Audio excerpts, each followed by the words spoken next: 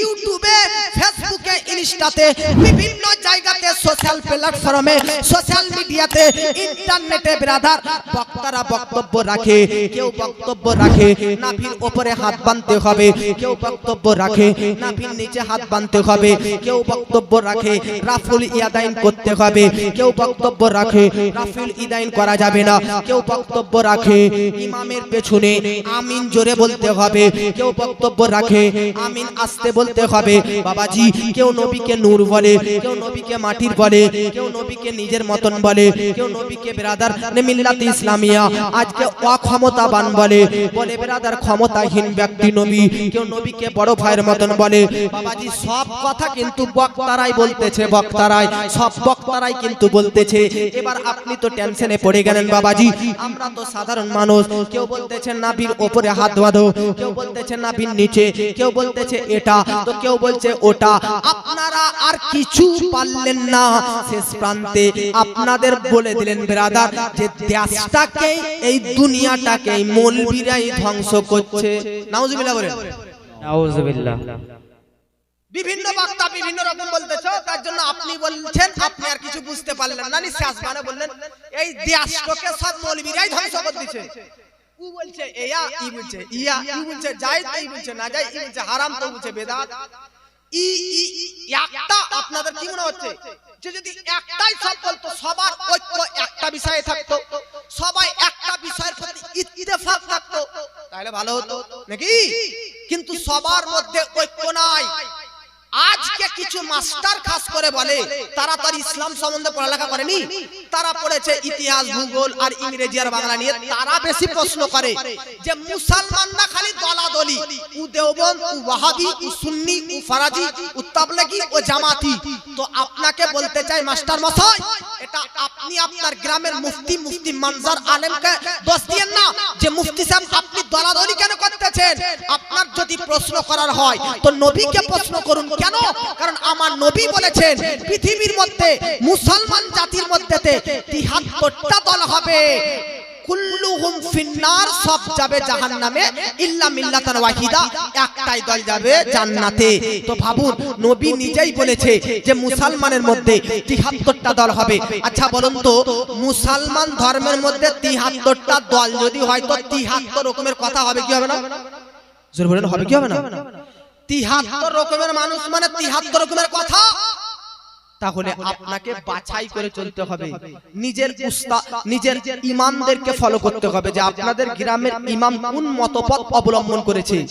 ৭৩ রকমের যখন দল, হ্যাঁ দলাদলি হওয়া এটা বেশ, এক থাকাটা বেশ নয়, দল তৈরি হওয়াটাই তো ভালো। আরে ভাই, কোন জিনিসের মধ্যে দলাদল নাই?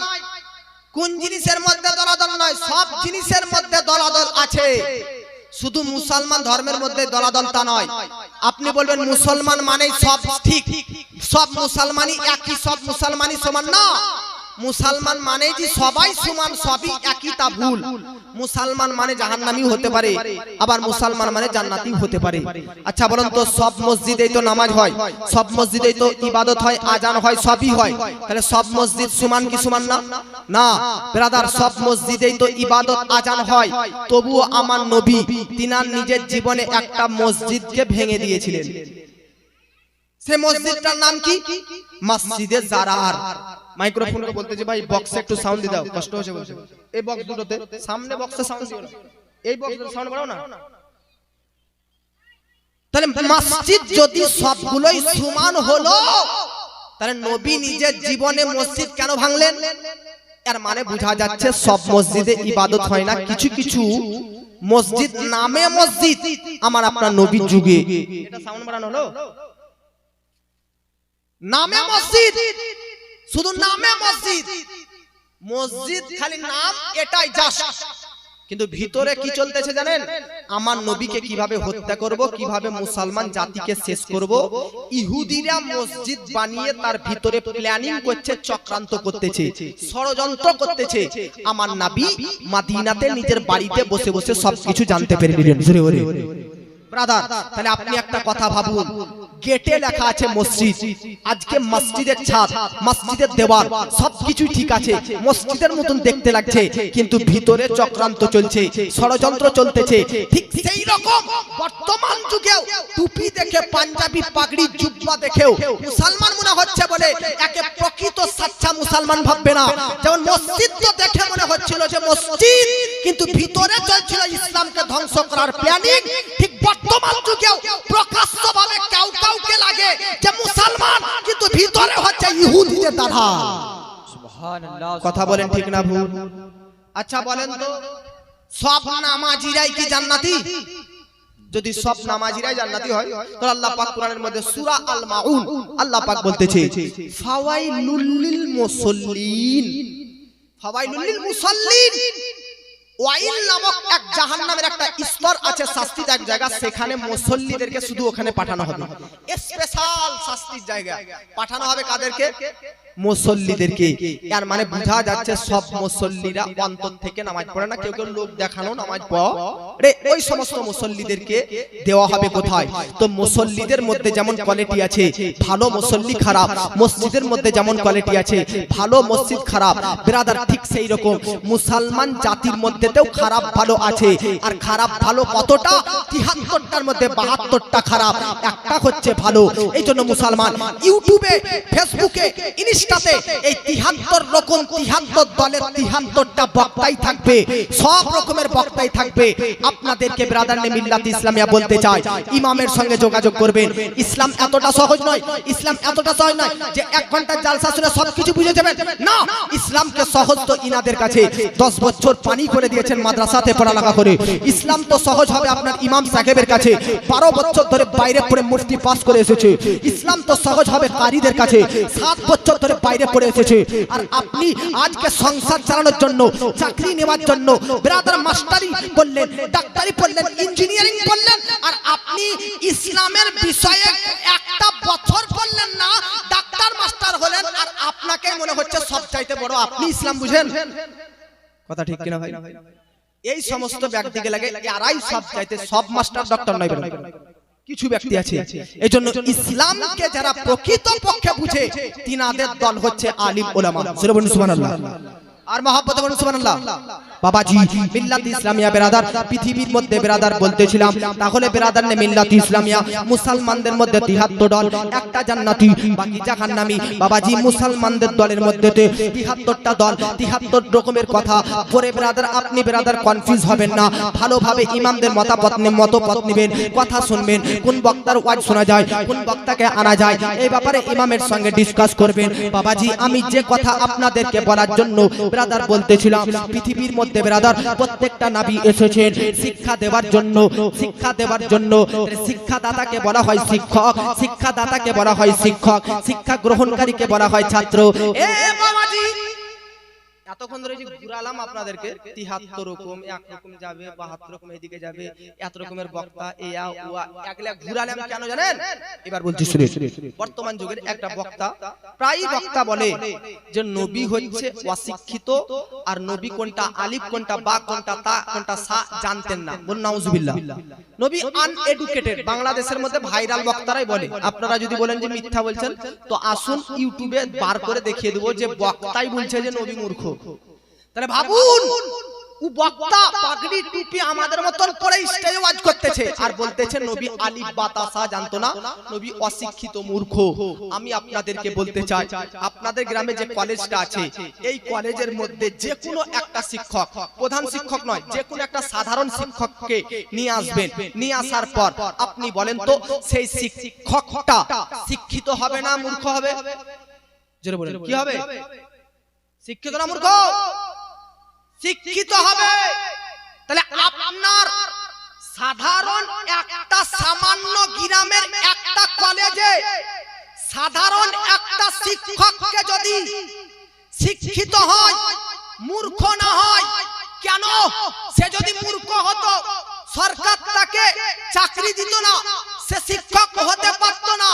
তাহলে একটা সামান্য কলেজের শিক্ষক হতে গেলে যদি চতুর্দিক দিয়ে শিক্ষিত হয়, বিএড কমপ্লিট করে উচ্চ স্তরের পণ্ডিত হতে হয়, তো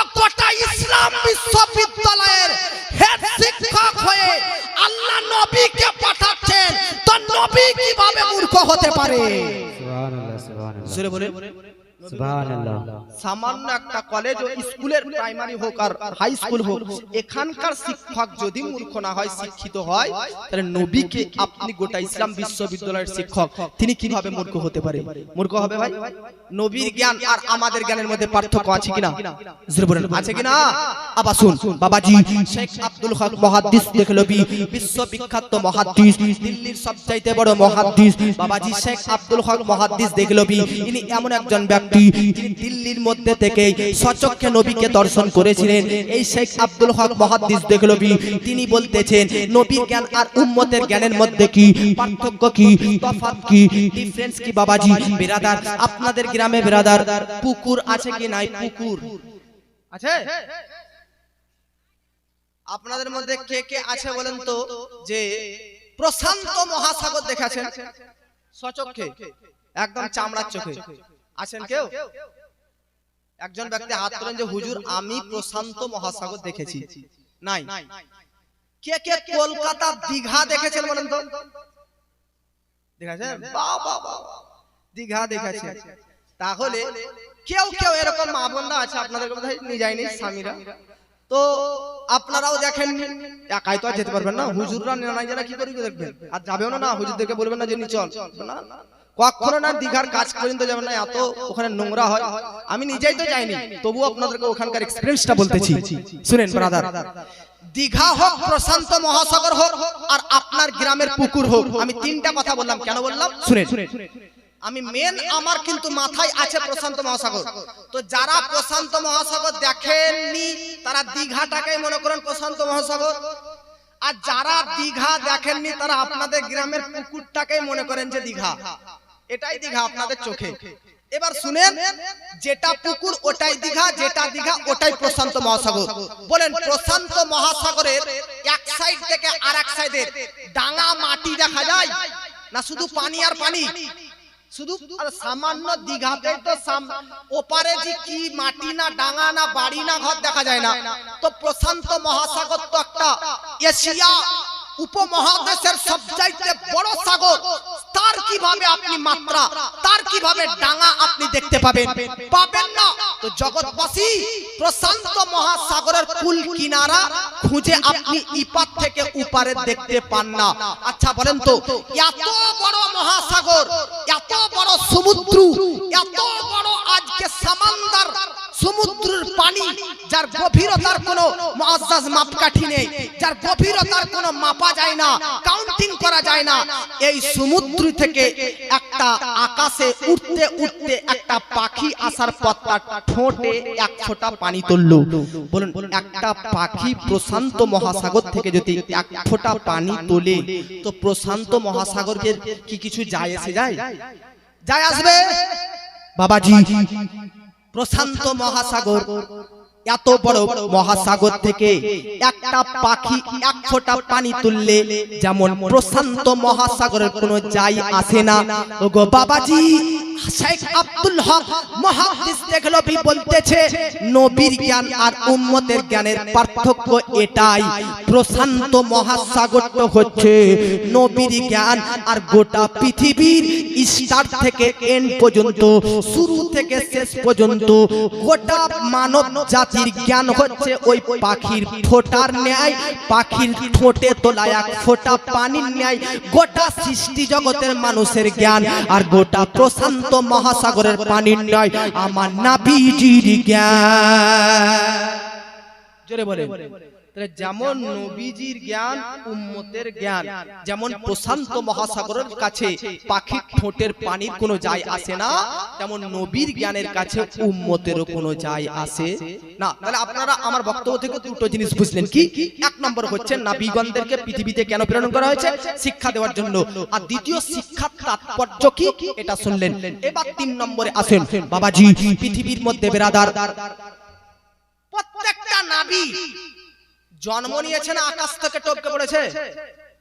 জোরে বলেন। জন্ম নিয়েছে না আকাশ থেকে একদম লাফিয়ে কুদ দিয়ে পড়েছে? ভাই বলেন, জন্ম নিয়েছে কিনা? স্বাভাবিক ভাবে যেরকম ভাবে আমি আমার মায়ের পেটে 9 মাস 10 মাস ছিলাম, তখন প্রত্যেকটা নবী তিনাদের মায়ের পেটে এরকম ছিলেন। আমরা যেমন পৃথিবীতে আসার পর মায়ের দুধ পান করি, তেমন নবীগণরাও তিনারাও জন্মের পর মায়ের দুধ পান করেছেন। আমরা যেমন বাল্যকালে জন্মগ্রহণ করার যে ক্যাটাগরি, যে ফ্যাসিলিটি, ঠিক প্রত্যেকটা নবীরও পৃথিবীতে আসার গঠন, ধরন, স্মরণটাও সেই রকম ছিল। তবে নবীর জন্ম, নবীগণদের জন্ম আর আমাদের জন্মের মধ্যে পার্থক্য আছে। আছে কি নাই? জোরে বলুন, আছে কি নাই? বাবাজি, আমার নবীজি সাল্লাল্লাহু তাআলা আলাইহি ওয়াসাল্লামের জন্ম আর আপনার জন্মের মধ্যে পার্থক্য আছে। কেন কেন কেন? কারণ বাবাজি, নবীজি যখন তিনার মায়ের পেটে ছিলেন, বাবাজি সাধারণত আমি যখন আমার মায়ের পেটে ছিলাম, মায়ের পেটটা ফুলা ফুলা ভাব লাগতো, ফুলা ফুলা ভাব লাগতো বাবাজি। কিন্তু আমার আপনার নবীজি সাল্লাল্লাহু তাআলা আলাইহি ওয়াসাল্লাম তিনি তিনার মায়ের পেটে যখন ছিলেন, মা আমিনা রাদিয়াল্লাহু তাআলা আনহা, তিনার পেটটা কিন্তু ফুলা ফুলা ভাব ছিল না বাবাজি। সাধারণত মায়ের পেটে যখন বাচ্চা আসে, নানান ধরনের ব্রাদার চিকিৎসা করতে হয়, নানান ধরনের টেস্ট নিতে হয়, নানান ধরনের ওষুধ খাওয়াতে হয়। কখনো পেটের ব্যথা বাড়ে, কখনো পেটের ব্যথা কমে, কখনো পেট মুচড়ে উঠে বাবাজি। নবীজি সাল্লাল্লাহু তাআলা আলাইহি ওয়াসাল্লাম তিনার মায়ের গর্ভে যখন ছিলেন, মা আমিনা বলতেছে আমার পেটে কোনো রকমের আঘাত হয়নি, কোনো রকমের যন্ত্রণা হয়নি, কোনো রকমের ব্যথা হয়নি, কোনো রকমের আঘাত হয়নি বাবাজি। নরমাল ভাবে বাচ্চা না থাকলে যেমন পেটটা লাগে, বাচ্চা না থাকলে যেমন পেটে কোনো যন্ত্রণা থাকে না, ঠিক মা আমিনার পেটে নবীজি থাকার সত্ত্বেও সেই রকম ব্রাদার মা আমিনা অনুভব করতে। জোরে বলে, মা আমিনা বলতেছে নবীজি পেটের মধ্যে, আমার নবী যেদিন মা আমিনার গর্ভে গিয়েছেন, মানুষ সরাসরি মাটি দিয়ে তৈরি নয়, সরাসরি মাটি তৈরি আমরা কেউ মাটি সরাসরি মাটি দিয়ে তৈরি নয়, বীর্য থেকে তৈরি, নুতফা থেকে তৈরি। মায়েদের ডিম্বাণু আর পুরুষদের শুক্রাণু দুটোর সংস্পর্শে বাচ্চাদানি থেকে আমাদের অস্তিত্ব তৈরি হয়। তাহলে আমরা বীর্য নাপাক, রক্ত নাপাক, বীর্য নাপাক, নুতফা, ডিম্বাণু, শুক্রাণু এদিক থেকে তৈরি।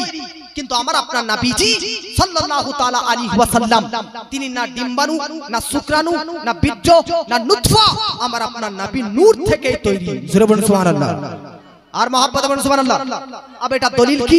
আল্লাহ পাক বাবাজি কুরআনের মধ্যে বলেছে কদ জাআকুম মিনাল্লাহি নূরুন ওয়া কিতাবুম মুবিন। জোরে বলুন সুবহানাল্লাহ। আল্লাহ পাক বলতেছে নিশ্চয় আমার আপনার নবী পৃথিবীর মধ্যে নূর হিসাবে আবির্ভূত হয়েছে। জোরে বলুন সুবহানাল্লাহ। আমার নবীজি নূর, এই যে সূরা কোরআনের মধ্যে এই যে নূর শব্দটা এসেছে, এই নূর বলতে যত তাফসীর আছে সমস্ত তাফসীর কারকদের ঐক্য, সমস্ত তাফসীর কারকদের একটাই মত যে কোরআনের মধ্যে কদ জাআকুম মিনাল্লাহি নূর, এই নূর বলতে নবীকে বোঝানো হয়েছে আর কিতাব বলতে কোরআন শরীফকে বোঝানো হয়েছে। জোরে বলুন সুবহানাল্লাহ। তাহলে আমার নবীজি তিনার মায়ের পেটে ছিলেন যখন, আর আমরাও যেভাবে থাকি, দুটোর মধ্যে পার্থক্য আছে কি নাই? জোরে বলেন হ্যাঁ না?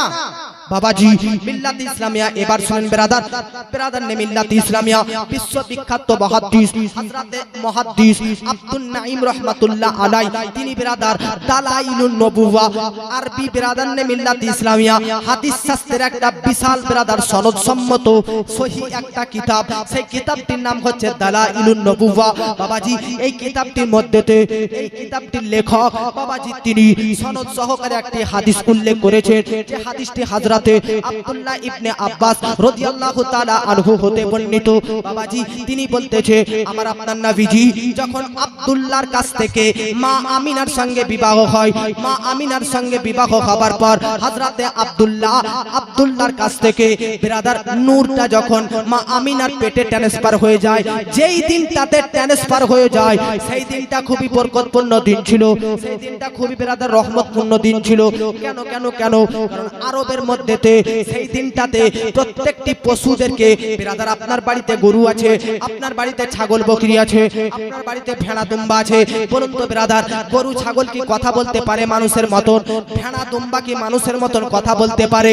না না না, পারে না। কিন্তু দালাইলুন নবুওয়া কিতাবের মধ্যে লিখতেছে যেই দিন আমার নবীজি হযরতে আব্দুল্লাহর কাছ থেকে তার মা নবীজির মা আমিনার পেটে ট্রান্সফার হয়েছে, সেই দিনটাতে গোটা আরবের বুকে প্রত্যেকটি পশু পশু এবং পক্ষীদের জবানটা মানুষের মতন হয়ে গেছে। আল্লাহ পাক সকল পশুদেরকে মানুষের মতন বাক শক্তি দান করেছে, মানুষের মতন কথা বলার শক্তি ক্ষমতা দান করেছে, এতটা ক্ষমতা শক্তি দান করেছে বিরাদার যে পশু পক্ষীরা এক অপরকে বলা বলি করতেছে, স্বাগতম, শুভেচ্ছা, অভিনন্দন, ওয়েলকাম, মারহাবা মারহাবা। আজকে গোটা বিশ্ব জগতের রাজা নবী মুস্তাফা মা আমিনার গর্ভে ধারণ করলেন। জোরে বলেন ভালোভাবে ভালোভাবে ভালোভাবে ये जाने जमाना जमाना जमाना जमाना ভালোভাবে ये जाने जमाना मुस्ताफारी মা তো আর কেউ হবে না। জোরে বলেন ভালোভাবে ये जाने जमाना जमाना जमाना मुस्ताफारी মা তো আর কেউ হবে না, মুস্তাফারি মা তো আর কেউ হবে না। হাজিরাতে আদম থেকে ঈসা সবার উম্মত নবী তুমি ভরসা। প্রত্যেকটি মানুষের জন্ম আর নবীর জন্ম খালি পার্থক্য দেখুন। আপনারা একটু এইদিকে কান দিন, হাত উঠিয়ে বলুন সুবহানাল্লাহ। ঘুম ধরছে না গো? ঘুম ধরছে মনে তো হচ্ছে আপনারা ঘুমান দিয়েছেন। আপনারা বলছেন হুজুর জোরে সুবহানাল্লাহ বলতে বলেন না, সারা দিন খেটেছি, আজ গরু জবাই করেছি, খালি আপনি বলি যান আমরা সব শুনছি। আর মা বোনরা তো বলতেছে কোনো ব্যাপারই নাই, দেন ঘুমটা আমি বসিয়েছি, কোনো ব্যাপার নাই, চিল্লান আপনি যত চিল্লান নাকি। अब मोहब्बत बोलें सुभान अल्लाह। अब नबी जी सल्लल्लाहु ताला अलैहि वसल्लम যেই দিন আব্দুল্লাহর কাছ থেকে মা আমিনার পেটে গেলেন, সেই দিন ব্রাদার পশু পক্ষীরা এক অপরের মানুষের ভাষাতে কথা বলতেছে যে স্বাগতম, শুভেচ্ছা, অভিনন্দন, মারহাবা। আজকে নবী আব্দুল্লাহ তিনার পিতার কাছ থেকে মা আমিনার গর্ভে ধারণ করলেন। সুবহানাল্লাহ ব্রাদার, তাহলে নবীর জন্ম আর আমাদের জন্ম যদি এক না হয় তাহলে নবী আর আমরা কি এক হব? জোরে বলেন এক হব? কখনোই না। এবার শুনুন আগে বাবাজি, হযরতে মা আমিনা বলতেছে আমার আপনার নবীজি সাল্লাল্লাহু আলাইহি ওয়াসাল্লাম যখন থেকে মা আমিনার গর্ভে ছিলেন, প্রত্যেক মাসে মাসে 9 মাস পর নবী পৃথিবীর মধ্যে এসেছে। প্রত্যেক মাসে মাসে একটা করে পয়গম্বর, একটা করে নবী মা আমিনার বাড়িতে আসতেন এবং মা আমিনাকে আমার নবীজির পৃথিবীতে আসার সুসংবাদ আমিনা মা আমিনাকে শোনাতেন। সুবহানাল্লাহ।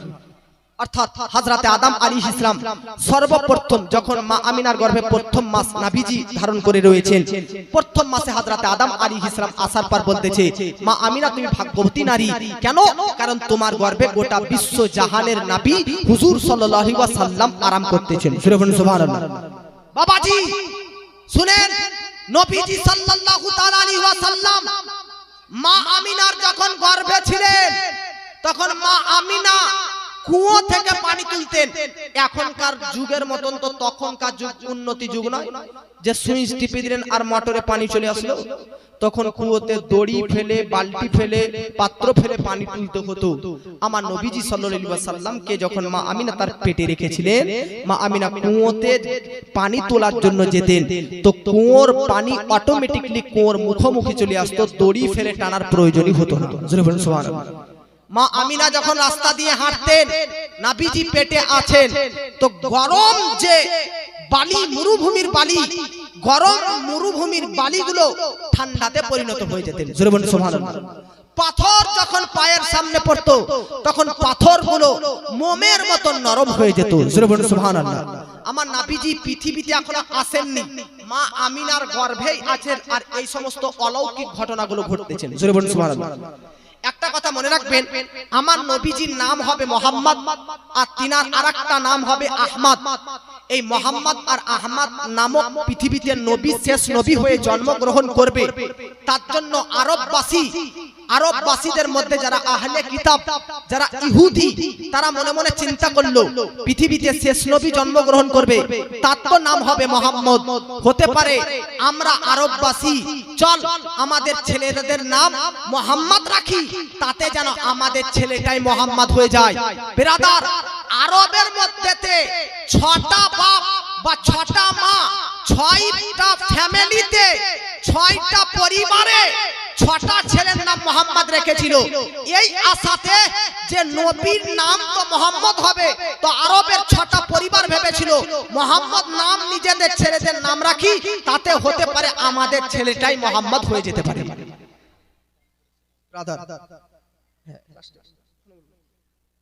একজন নাম হচ্ছে জব্বার হোসেন, গ্রাম কুন্দুনা, 500 টাকা দান করেছে। আর একজন হচ্ছে সরফরাজ হুসাইন নোছুয়াপাড়া, 1000 টাকা দান করেছে। আর একটা হচ্ছে কি গো, পাকিস্তান নাকি, পুসিউর রহমান, গ্রাম শ্রীরামপুর, নগদ 500 টাকা দিয়েছে। মুকলেসুর রহমান, এটা কি মিরাপুর, 1000 টাকা দিয়েছে। মাশাআল্লাহ, দান করা আপনাদের সকাল থেকে শুনতেছি, খুব ভালো। আল্লাহ পাক আপনাদের সকলের ব্যবসা বাণিজ্যতে বরকত দান করুক। আরো দান করতে পারলে আরো ভালো, যত দান করবেন তত ভালো, তত আরো জালসা বড় হবে, বলুন ইনশাআল্লাহ। আর তত ওয়াজ শুনেন, বলেন মা আমিনার পেটে আসার পর বলুন বরকত হচ্ছে কি হয় না, রহমত হচ্ছে কি চলে না।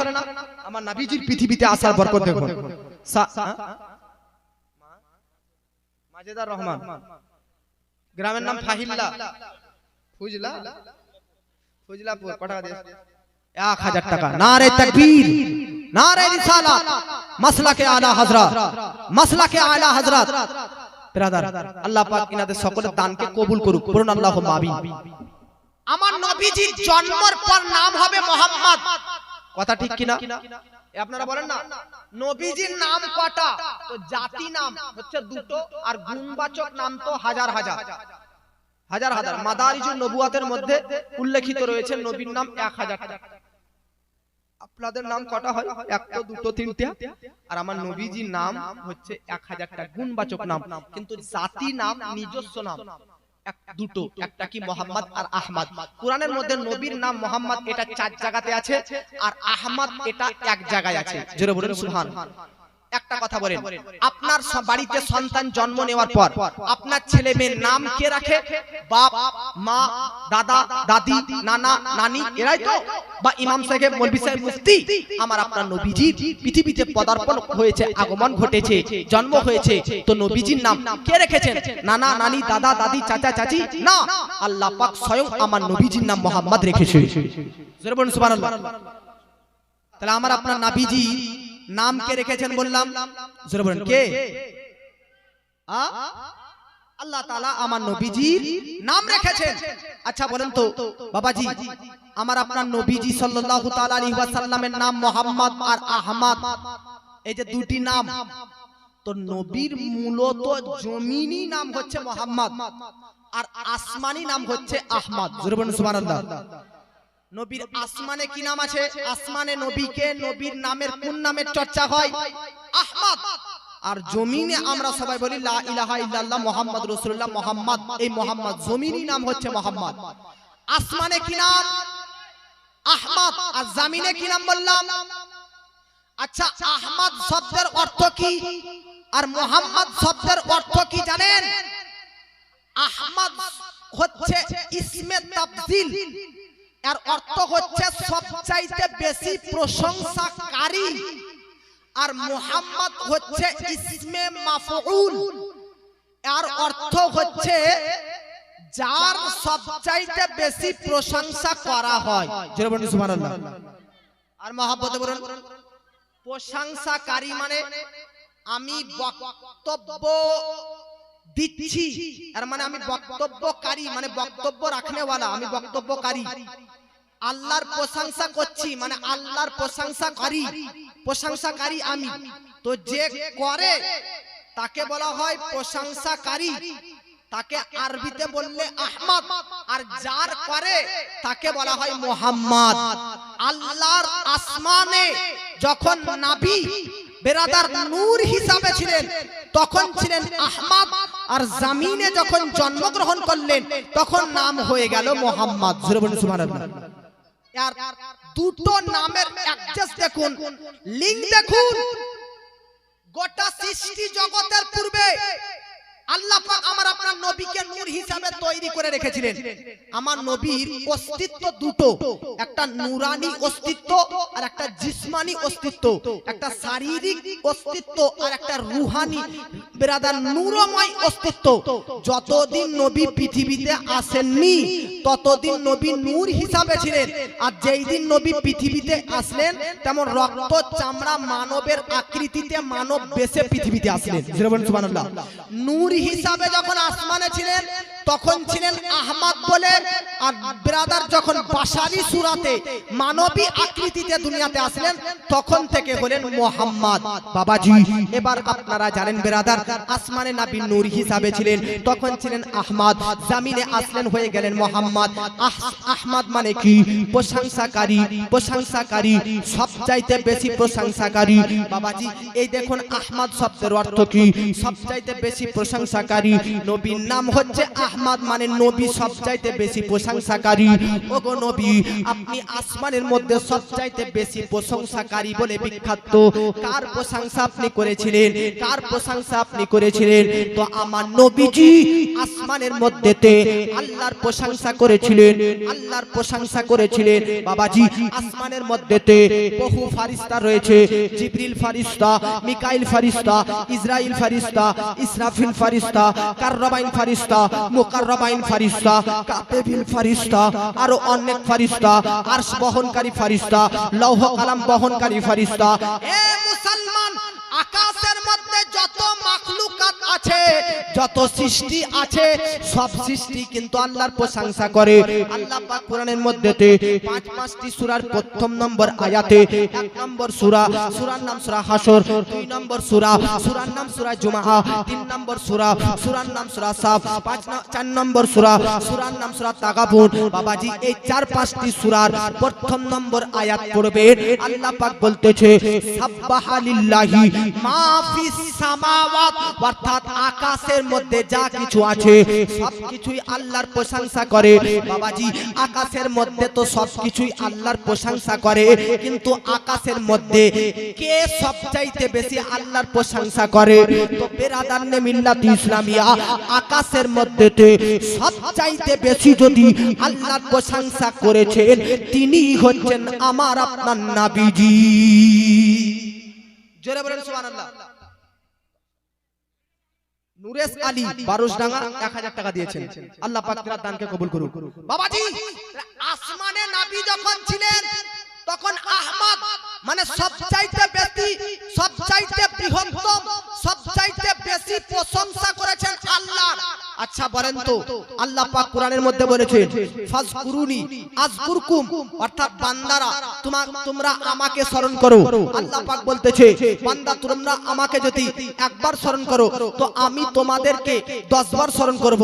তোমরা যদি আমাকে একবার যে কোনো একটা সভাতে স্মরণ করো, জালসাতে স্মরণ করো, তো তোমরা তো জালসাতে সবাইকে মিলে একবার আমাকে স্মরণ করলে, কিন্তু আমি ফারিস্তাদের সভাতে তোমাদেরকে নিয়ে আলোচনা করব। বাবাজি তাহলে আল্লাহর আপনি প্রশংসা করলে বদলা স্বরূপ আল্লাহ আপনার বেরাদারনে মিল্লাত ইসলামিয়া নাম উচ্চারণ করতে থাকে, আল্লাহ আপনাকে স্মরণ করতে থাকে। তো ভাবুন আমার নবীজি আসমানের মধ্যে সবচাইতে বেশি, সবচাইতে বৃহত্তম, সবচাইতে বৃদ্ধি আল্লাহর প্রশংসা করেছে। যখন আল্লাহ পাকের নবী সবচাইতে বেশি আসমানে নবীজির প্রশংসা করেছেন, যখন নবী আসমান থেকে নূর হয়ে পৃথিবীতে মানবের আকৃতিতে আসলেন তখন সবচাইতে বেশি আল্লাহ পৃথিবীর মধ্যে নবীর প্রশংসাকে উচ্চ করে দিলেন। জোরে বলেন সুবহানাল্লাহ। আসমানে আল্লাহর প্রশংসা সবচাইতে বেশি নবী করেছিলেন, তাই জমিনে নবীর সবচাইতে বেশি প্রশংসা আল্লাহ উচ্চ করে দিলেন। এই জন্য এই জমিনে নবীজির যতটা প্রশংসা হয় কোন অন্য নবীর প্রশংসা হয়নি। আদম নবীর ততটা প্রশংসা হয়নি, নূহ নবীর ততটা প্রশংসা হয়নি, পৃথিবীতে কোনো পয়গম্বর ও নবী রাসূলদের ততটা প্রশংসা হয়নি যতটা প্রশংসা আমার নবীর হয়েছে বা হচ্ছে বা হবে। সূরা বলুন সুবহানাল্লাহ। তাই নবীর প্রশংসা হচ্ছে, তার জন্য নাম হলো মুহাম্মদ। মুহাম্মদ মানে যার প্রশংসা করা হয়, তার মানে নবীর প্রশংসা এই দুনিয়াতে হচ্ছে, হয়েছে, হবে। কেন?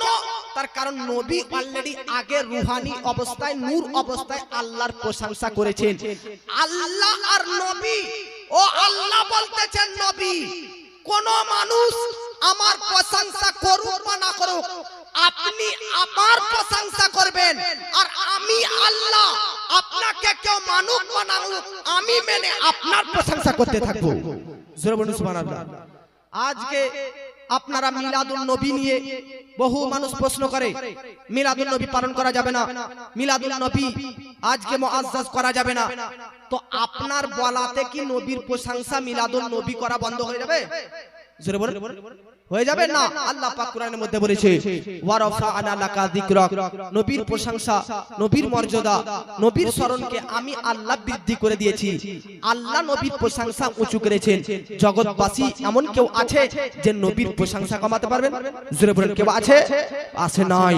এই জন্য বেরাদার একজন কবি খুব সুন্দর ভাবে বলতেছে, মহব্বতে বলেন সুবহানাল্লাহ, আর মহব্বতে বলেন সুবহানাল্লাহ।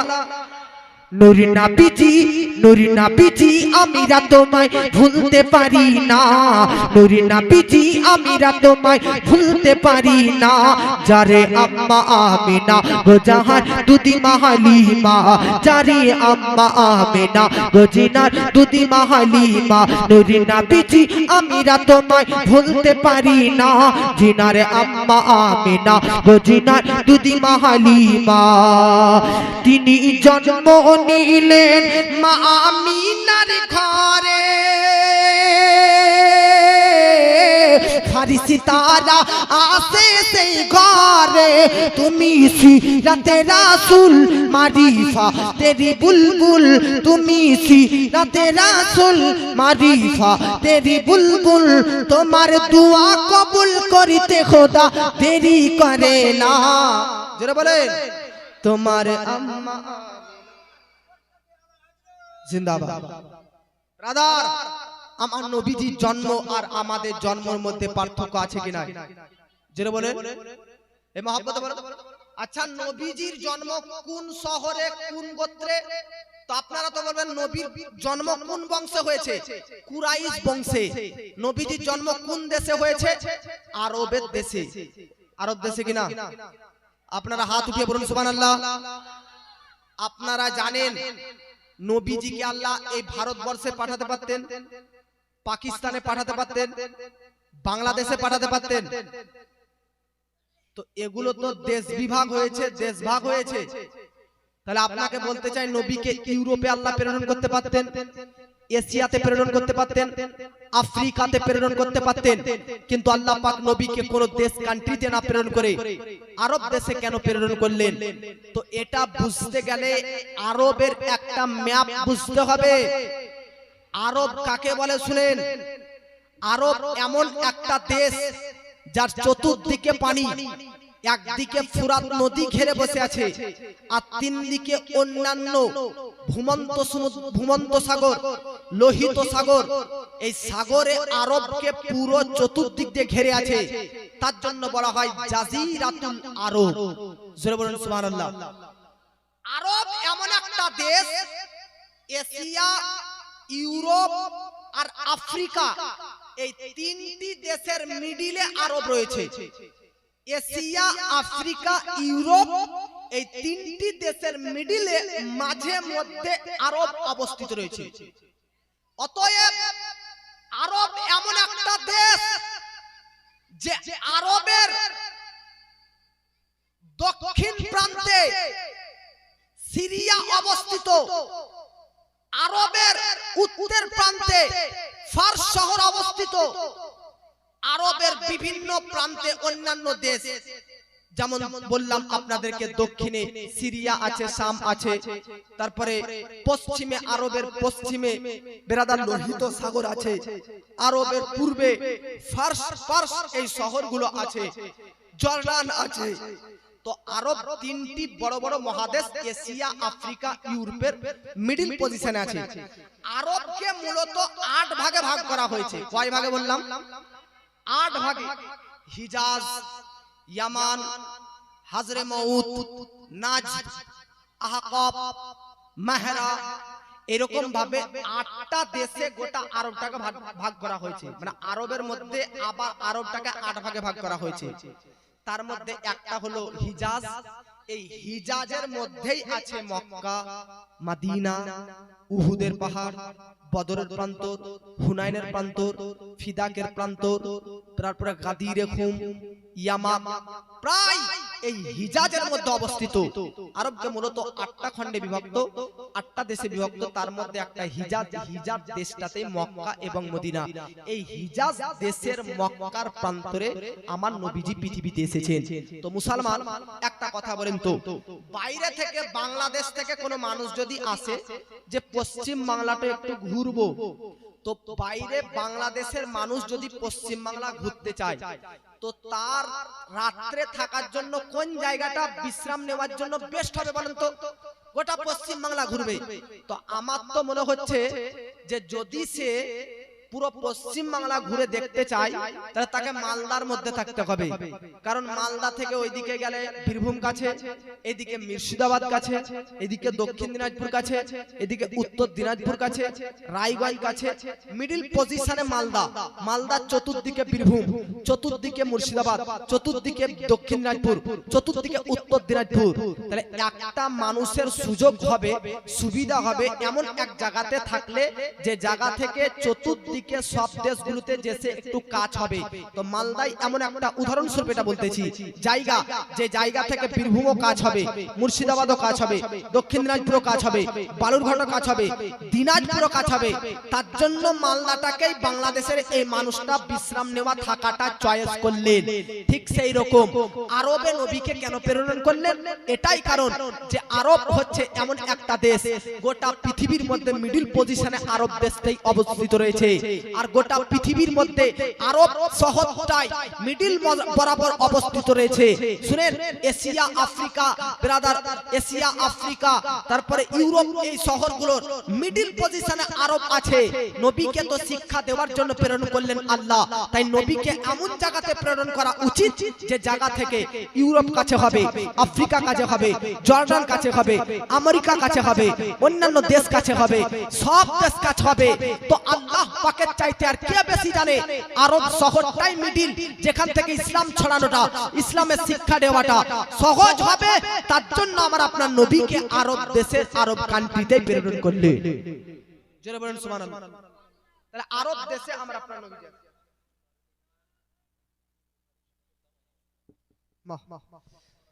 মনুওয়ারা খাতুন বারোসডাঙ্গা একটি বুখারী শরীফের দাম 1000 টাকা দান করেছে। নারায়ে তাকবীর, নারায়ে রিসালাত। আল্লাহ পাক ইনার দানকে কবুল করুক, বলুন আল্লাহুম্মা আমিন। বাবাজি, মিল্লাত ইসলামিয়া বেরাদার ও মিল্লাত ইসলামিয়া, নবীজি পৃথিবীর মধ্যে বেরাদার জন্মগ্রহণ করেছেন। বেরাদার আরবি মাস হচ্ছে রবিউল মাস, তারিখ হচ্ছে 12, ইংরেজি হচ্ছে 20 তারিখ, মাস হচ্ছে এপ্রিল মাস, 20 এপ্রিল। আর বেরাদার এখন চলছে 2025। নবী যেই দিন জন্মগ্রহণ করেছে সেটা হচ্ছে 571 খ্রিস্টাব্দ, কেউ কেউ বলেছে 570। তাই 571 খ্রিস্টাব্দের 20 এপ্রিল 12 রবিউল আউয়ালে নবীজি পৃথিবীর মধ্যে আসলেন। বাবাজি, নবী পৃথিবীতে আসার করে নবীজির বরকতে কি কি হয়েছিলেন জানেন? বাবাজি, নবীর বরকত এতটা, নবীর রহমত এতটা যে নবী আসার কারণে বেরাদার মিল্লাত ইসলামিয়া পার্স বলি একটা দেশের নাম আপনাকে বললাম। এই পার্স দেশের মানুষরা নবী যখন আসে, পার্স দেশের মানুষরা নবীর আসার আগে আগুনের পূজা করত। কিসের পূজা বলেন? আমার নবী পৃথিবীতে আসার কম বেশি 450 বছর আগে নবী আসা বন্ধ হয়ে গেছে। হযরত ঈসা নবীর 450 বা 500 বছর পর নবী পৃথিবীতে জন্ম নিলেন। তো আমার নবীর কমপক্ষে 400 বছর ধরে কোন নবী আসেনি। তো কোন গ্রামে যদি কোনদিন কোন আলেম না যায়, মাওলানা না যায়, মুফতি না যায়, ওয়াজ না হয়, জলসা না হয়, মিলাদ যদি না হয়, তো সেই গ্রামের মানুষ পথভ্রষ্ট গুমরা হবে কি হবে না? হবে কি হবে না? হবে। তাহলে কোন গ্রামের মধ্যে আলেম মাওলানা যদি না যায়, সেই যেমন গ্রামটা যেমন পথভ্রষ্ট হয়ে যায়, ঠিক আরবের মধ্যেতে ব্রাদারনে মিল্লাত ইসলামিয়া 400 থেকে 450 বছর পর্যন্ত কোন নবী আসেননি। তার জন্য পুরো আরবের মানুষরা কেউ মূর্তি পূজা, কেউ অগ্নি পূজা, কেউ আগুনের পূজা, কেউ সূর্য পূজা, কেউ চন্দ্র পূজা, বিভিন্ন পূজায় লিপ্ত হয়ে গেছিল। আমার আপনার নবীজিকে এমন একটা সময়কালে প্রেরণ করেছে যখন আরবের মানুষ কুফর, শিরক, বেদাত, ভ্রান্ত কাজে মগ্ন ছিল। আজ মা বোনরা আপনাদেরকে বলি, মা বোন আপনাদের মর্যাদা আজ এতটা শুনেন, নারীদের মর্যাদা, মায়েদের মর্যাদা কতটা উচ্চ আল্লাহ করে দিয়েছে যে যখন কোনো মেয়ে হিসাবে জন্ম নেবে তখন সে হবে রহমত।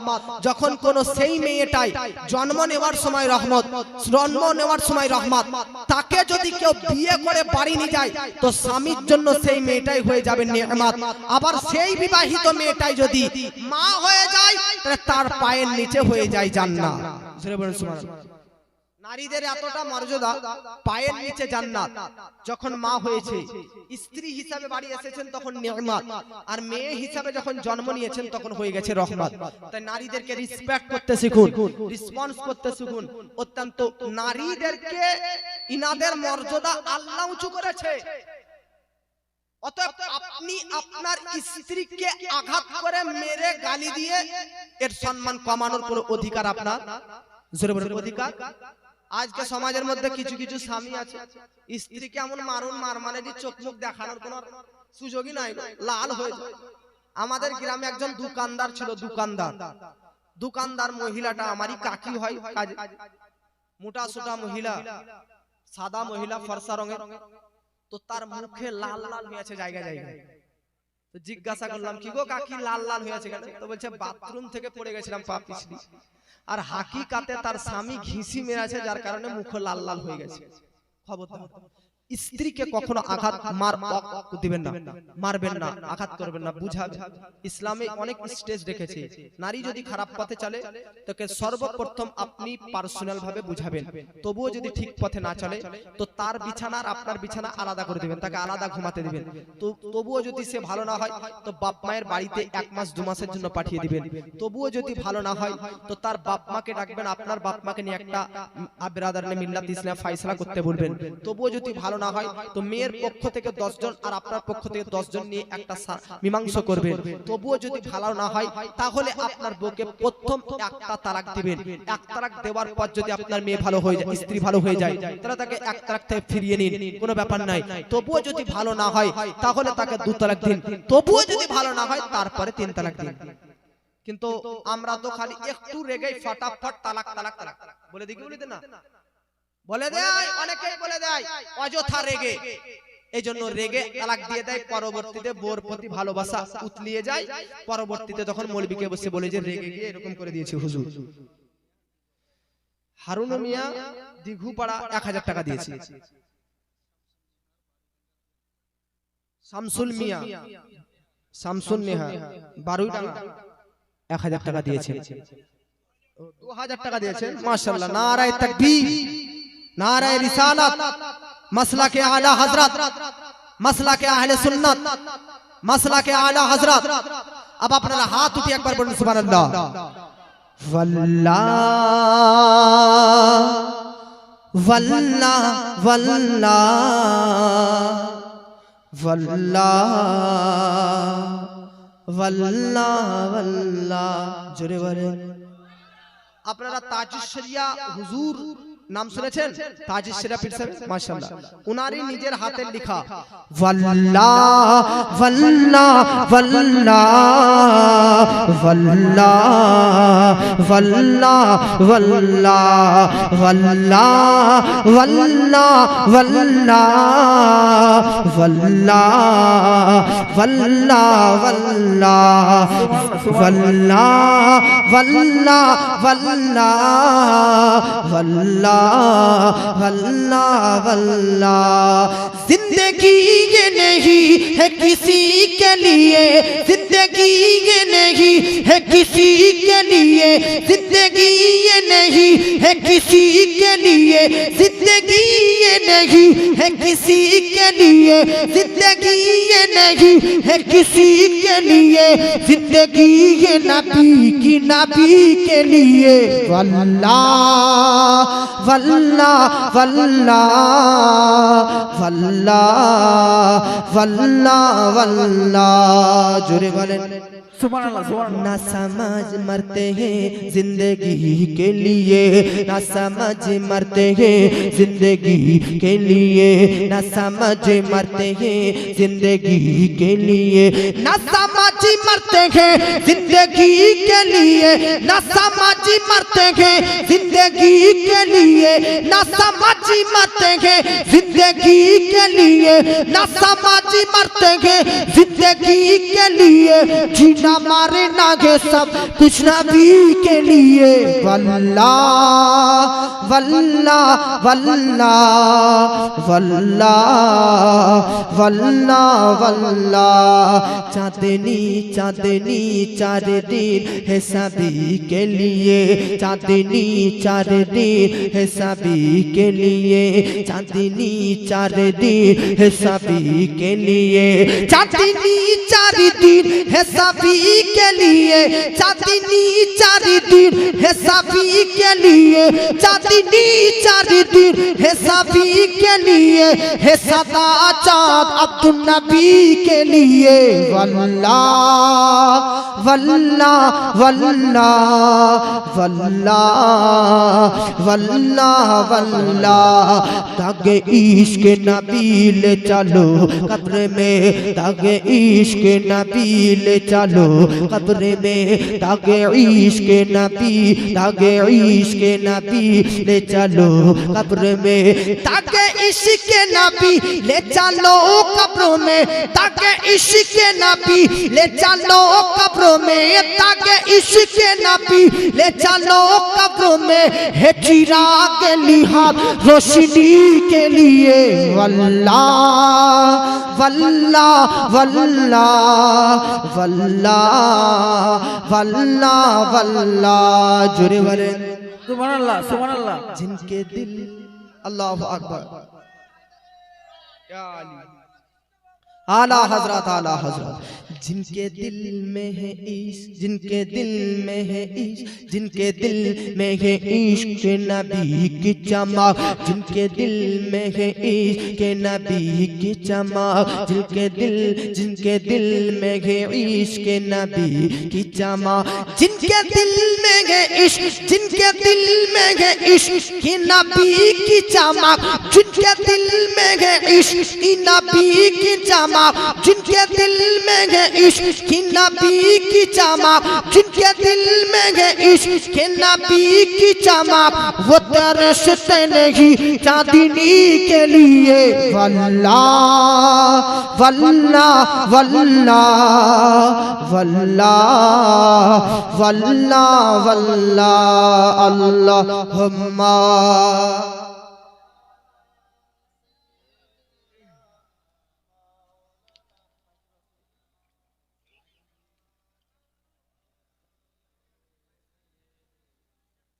मौलाना वाला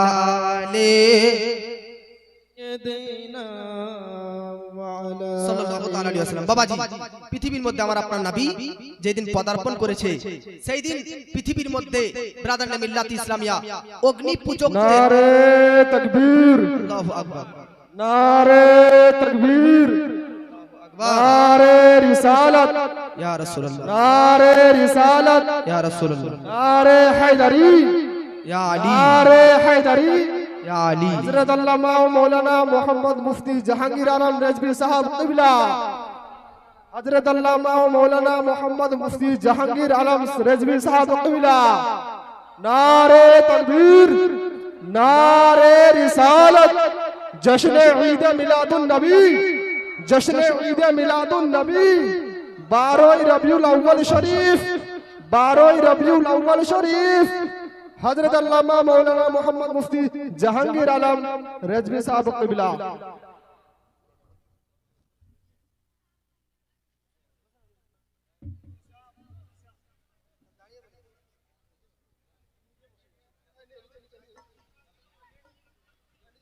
বসে যান, একবার দরুদ শরীফ পাঠ করুন।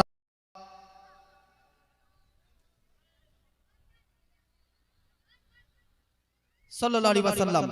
ব্রাদার, আপনাদের সম্মুখে যিনাকে আপনারা ফেসবুকে দেখেছেন, ইউটিউবে দেখেছেন, ইনস্টাগ্রামে দেখেছেন, বিভিন্ন সোশ্যাল প্ল্যাটফর্মে, ইন্টারনেটে দেখেছেন, আজকে আপনাদের ভাগ্য, আজকে আল্লাহ আপনাদেরকে তৌফিক দান করেছেন যে আজ সচক্ষে, চর্মচোখে, চামড়ার চোখে হুজুরের দিদার ও দর্শন করতেছেন।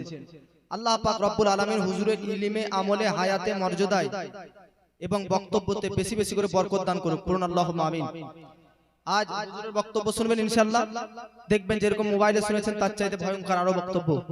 বাতিলের আতঙ্ক, ইনার নাম শুনলে ব্রাদার দেওবন্দি ওয়াহাবি পর্যন্ত দ্বিতীয়বার ব্রাদার মিল্লাত ইসলামিয়া সুন্নিদের সঙ্গে লড়াই করব এই আর আশা রাখে না। আলহামদুলিল্লাহ, অনেক মুফতি আমাদের সুন্নি সমাজের মধ্যে আছেন, সবাই কাজ করতেছেন, তবে হুজুরেরও কাজ খুব উচ্চ। ইনার দ্বারাতে কয়েকজন অধিকতর ওয়াহাবি দেওবন্দিরা তওবা করে হুজুরের হাতে আবার ঈমান এনে সুন্নি হয়ে গেছে। সুবহানাল্লাহ। হাতে হাত রেখে সুন্নি তো হয়েছে, বক্তব্য শুনি মোবাইলে যে কতজন সুন্নি হয়েছে তার ব্যাপার তো আলাদা। তো ব্রাদার, এরকম একজন হাস্তি এসেছেন, এটাও তো দ্বীনের একটা কাজ, তাবলীগের কাজ। ব্রাদার মিল্লাত ইসলামিয়া তাবলীগ হুজুরের দ্বারাতে সুন্নিদের তাবলীগের চর্চা দেখুন, যে হুজুরদের বক্তব্য শুনে হুজুরদের কাছে এসে সুন্নি হচ্ছে। আর যারা বাতিল পন্থীরা তাবলীগ দেশে দেশে ঘুরে বেড়াচ্ছে, তারা গ্রামে গ্রামে গিয়েও আজকে মুআজ্জাজ সামানে کرام মানুষদেরকে পথভ্রষ্ট করতেছে। এইজন্য হুজুর এসেছেন, হুজুরের মুখ দিয়ে বক্তব্য শুনবেন। ব্রাদার মিল্লাত ইসলামিয়া, আমি আর বক্তব্য আগাচ্ছি না, যেহেতু হুজুর এসেছেন স্টেজে। আবার আপনাদের সম্মুখে ব্রাদার মিল্লাত ইসলামিয়া অনেক আলেম ওলামা রয়েছেন স্টেজে, খাস করে আপনাদের ইমাম সাহেব মুফতি মানজার আলম সাহেব কিবলা, আর অন্যান্য উলামায়ে কিরাম যিনাদের নাম তো আমি জানি না, আর অনেক বয়োজ্যেষ্ঠ আব্বাজান ভাইজান যিনারা চেয়ারে বসে আছেন, সম্মানীয় মহাশয়গণরা, সবাইকে আমি শ্রদ্ধা, ভক্তি, ভালোবাসা রেখে আপনাদের নিকট আবেদন করব, বক্তব্যের মধ্যে যদি ভুল ত্রুটি বেয়াদবি হয়ে থাকে আমার, তো আপনারা ক্ষমার দৃষ্টিতে দেখবেন। আপনাদের সকলকে আল্লাহ পাক দীর্ঘ আয়ু, নেক হায়াত দান করুক, পূর্ণ আল্লাহুম্মা আমিন। এ বলে আমার বক্তব্য ইতিসমাপ্তি ঘোষণা করলাম। তবে একটা ব্রাদার উর্দু কালাম পাঠ করার জন্য বলা হয়েছিল, সেই কালামটা পাঠ করব। মহব্বতে বলুন সুবহানাল্লাহ। এই যে জব্বার হোসেন বারুইডাঙ্গা 1000 টাকা দান করেছে। বাহ ভাই, মানুষকে আমরা বহু স্টেজে দেখেছি ভাই, দান দাও দান দাও দান দাও, 1000 টাকা দাও বলে বলে দেয় না। আর আমার তো শুরু থেকে এখন পর্যন্ত একবারও বললাম না যে একজন নিয়ে আসেন, না বলতেই আপনারা সব দান করে গেছেন। এটার নাম মহব্বত, এটার নাম প্রেম। আল্লাহ পাক রব্বুল আলামিন আপনাদের এই মহব্বতকে আরো উচ্চ করুক, আর বেশি বেশি করে দান করার তৌফিক দান করুক। পড়ুন সুবহানাল্লাহ। हम वाशिक सरकार पे जो रंग चढ़ा है, हम वाशिक सरकार पे जो रंग चढ़ा है, ये रंग रज़ा रंग रज़ा है। जोरे वाले आला हजरतेर नाम শুনেছেন কি শুনেননি? ব্রাদার, আলা হযরত যেসে ব্যক্তি নয়, আজকে তিনার নামে ট্রেন পর্যন্ত রয়েছে, তিনার নামে ট্রেন পর্যন্ত রয়েছে, বাস তো অনেক রয়েছে। তিনার নামে বেদার ট্রেন, বাস, কলেজ, স্কুল, হসপিটাল সবকিছু আলা হযরতের নামে চলতেছে। সুবহানাল্লাহ। আলা হযরত যেসে হাস্তি নয়, আলা হযরত এমন একজন ব্যক্তি, এমন একজন মহান ব্যক্তিত্বের অধিকারী, তিনার লিখনির কারণে আজ মুআজ্জাজ সামানে کرام ভারতবর্ষের মধ্যে সুন্নিয়াত টিকে রয়েছে। সুবহানাল্লাহ। আজ থেকে 150 বছর আগে 1925 সালের পর থেকে ব্রাদার মিল্লাত ইসলামিয়া 1925 সাল থেকে বহু দেওবন্দি ওয়াহাবিরা আরবের মধ্যে রাজত্ব করে, আরবের মধ্যে চেপে বসে, যখন মুআজ্জাজ সামানে کرام বসে 1925 সালের পর আজকে ভারতবর্ষ ওদিক থেকে এসে আজকে ভারতবর্ষের মুসলমানদের ঈমানকে ধ্বংস করার জন্য আশরাফ আলী থানভী, কাসিম নানতবী, তারপর মৌলভী রাশিদ আহমদ গাঙ্গুহি, বিখ্যাত বিখ্যাত দেওবন্দি ওয়াহাবি সম্প্রদায়ের গুরুদেবরা আসে মানুষের ঈমান ধ্বংস যখন করতেছিল, তখন আমার আলা হযরত এই বেরেলির ধরতিতে ভারতের জমিন থেকে জন্ম নিয়ে প্রত্যেকটি বাতিল পন্থীদেরকে দাঁত ভাঙা একদম উত্তর দিয়ে সুন্নিয়াতকে টিকিয়ে রেখেছেন। সুবহানাল্লাহ। কম বেশি 1000-এর বেশি আলা হযরত কিতাব লিখেছেন। 1000টারও বেশি কিতাব। একটা কিতাব শুনেন, শুধু একটা কিতাব, আমার তো টাইমই নাই। 1000টা আলা হযরত কিতাব লিখেছেন। একটা কিতাব, কিতাবের নাম ফাতওয়ায়ে রাজবিয়া, যার পৃষ্ঠাই হচ্ছে 21000। কত হাজার? 21000 শুধু পৃষ্ঠা। 6847টি প্রশ্নের উত্তর ব্রাদার। 32 খণ্ডে ওই কিতাবটা আছে। এত মোটা মোটা 32টি পিস। তো একটা কিতাব যদি 32 খণ্ড হয়, 22 হাজার পৃষ্ঠা হয়, হাজার হাজার প্রশ্নের উত্তর হয়, তাহলে আরো 999টি কিতাবের ক্ষমতা ও পাওয়ার কি হতে পারে? ভাবুন তিনার জ্ঞানের প্রাচুর্যতা, তিনার জ্ঞানের পাণ্ডিত্যতা কত মহান ছিল। আলা হযরতের সেই মহান ব্যক্তিত্ব সম্পর্কে কালাম পাঠ করতেছি। মহব্বতে বলেন সুবহানাল্লাহ। हम वाशिक सरकार पे जो रंग चढ़ा है, ये रंग रजा है, ये रंग रजा है। हम वाशिक सरकार पे जो रंग चढ़ा है, ये रंग रजा है। हम वाशिक सरकार पे जो रंग चढ़ा है, ये रंग रजा है। गुस्ताख नबी से न डरे है, न डरेंगे, तलवार के साए में भी हक की बात कहेंगे। गुस्ताख नबी से न डरे है, न डरेंगे, तलवार के साए में भी हक की बात कहेंगे। ये मर्द मुजाहिदीन, ये मर्द मुजाहिदीन ने सऊदी से कहा है, ये रंग रजा है, ये रंग रजा है।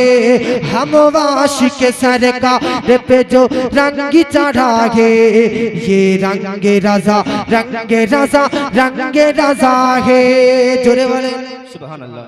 सुन्नी का वहाँ भी से कोई मेल नहीं है, मसला के रजा का ये कोई खेल नहीं है। जोरे बोले सुभान अल्लाह। नारे तकबीर, नारे रिसालत, मसला के आला हजरत, मसला के आला हजरत। सुन्नी का वहाँ भी से कोई मेल नहीं है, मसला के रजा का ये कोई खेल नहीं है। सुन्नी का वहाँ भी से कोई मेल नहीं है, मसला के रजा का ये कोई खेल नहीं है। सुन्नी तो वहाँ भी से मिले गाना मिला है, सुन्नी तो वहाँ भी से मिले गाना मिला है। ये रंग रजा है। আপনারাও अल्लाह सुभान अल्लाह हक है। আপনারাও যদি আমার সঙ্গে মিলেমিশে পড়েন তো ভালো লাগবে। বলুন ये रंग रजा है। जो रंग रजा मुफ्ती आज़म पे चढ़ा था, वो रंग रजा ताज शरीयत को मिला था। अब कायद मिल्लत को वही रंग चढ़ा है, ये रंग रजा है, ये रंग रजा। नारे रिसालत, मसला के आला हजरत, मसला के आला हजरत। बस्ती बस्ती करिया करिया, फैजाने ताजो सरिया, फैजाने ताजो सरिया। कौन बना मेहमाने काबा? नारे तकबीर। ये रंग रजा है, ये रंग रजा है। लाका ये खरीदार की सूरत में जमाना, कदमों में कोई डाल दे दुनिया का खजाना। लाका ये खरीदार की सूरत में जमाना, कदमों में कोई डाल दे दुनिया का खजाना। दीवाना बारुई डंगा का जरा सुभान अल्लाह दीवाना बारोई डांगा का दीवाना बारोई डांगा का पीके गाना बिका है ये रंगे रजा है। अस्सलामु अलैकुम व रहमतुल्लाहि व बरकातहू।